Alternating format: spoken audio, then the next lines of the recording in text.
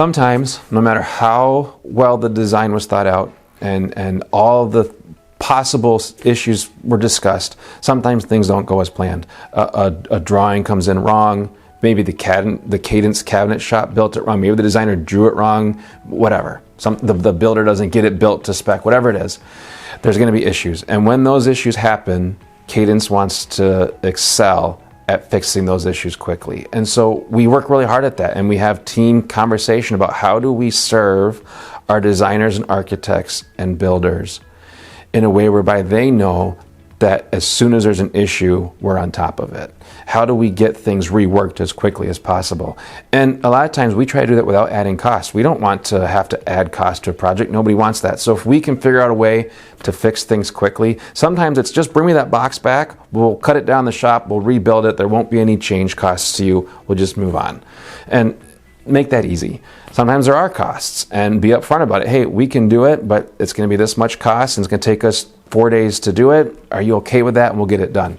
Obviously, if it's a Cadence issue, no cost, but designers make mistakes, builders make mistakes. So it's pretty common that in a project, there's rework, and let's just get it done as quick as possible, as easy as possible, and let's make sure the client doesn't have to think about it.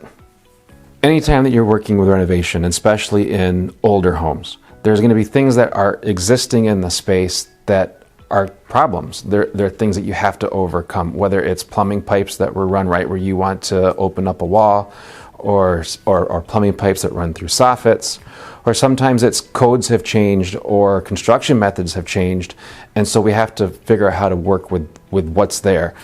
But our intent is always to finish the space that when we're done, the renovation, the cabinetry looks like it was originally intended to be there, that we can make these obstacles disappear. Obviously, there's times we can't get rid of the plumbing pipes, or there's times where we can't move the wall as much as we wanted to, or we can't change the size of a window opening, and so the sink isn't going to be right where we wanted it. So then we have a lot of effort on our end in the design side, and this is probably what we're really good at, is thinking through functionally, how can we make this work, and then how can we make it still look beautiful, aesthetically pleasing, and most importantly, as though it was intended to be this way originally. So a really great example. We finished a kitchen this spring, and one of the very first things the client said when we were sitting there in the home asking questions was, we would love to get an island in our kitchen, but we keep being told that there's just not enough space to get it, that our kitchen's too narrow, we can't fit an island. And I looked around the room and I said, they're probably right. Most people are probably telling you correctly that the way this kitchen lays out, you can't get an island in the space as is. But let's think about it. What options do we have? And after some back and forth and some conversation and a few drawings, we found that there was enough space in the foyer coat closet and enough space on the other side of the kitchen living room wall that by moving 2 walls 6 inches each and rerunning 2 second floor ductwork, we were able to recess a fridge 6 inches. And recessing the fridge 6 inches into that new space gave us the 6 inches we needed to put an island in the kitchen. And it made all the difference for the client. And it was a challenge. There was a lot of moving parts. There's a lot of different subcontractors that had to be involved. And there was a little bit of, what if we open up these walls and then it doesn't work? What do we do?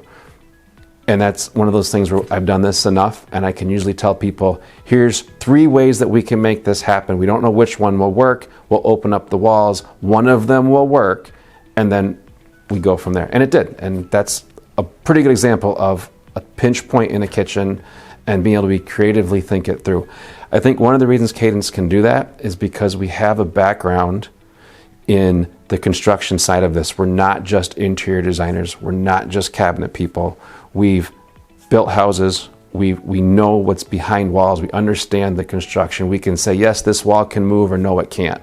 There's probably electrical in this wall and it can or cannot move easily, or here's some costs that you can assume. That's stuff that we can figure out very early on, and I think that's a real plus to a client.